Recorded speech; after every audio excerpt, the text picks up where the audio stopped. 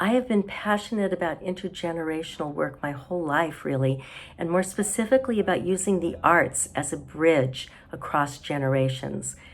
I facilitated my first intergenerational project using the arts when I was in my 20s in my hometown of Los Angeles.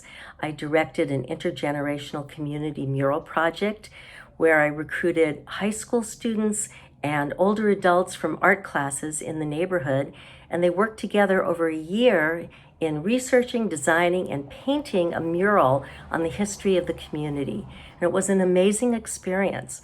And it wasn't until 30 years later that I had the opportunity finally to do some more intergenerational work using the arts by teaching intergenerational improv classes. And I've been doing this at a wonderful summer camp where the age range is from preteen through whatever, and my age range has typically been from 10 years old to 78 or 80 something. And then I also co-facilitated an intergenerational improv class at UC Irvine with a colleague there.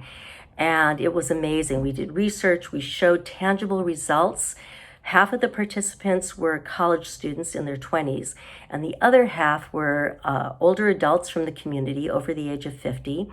And the pre and post surveys showed the tangible results in their change in attitudes towards each other.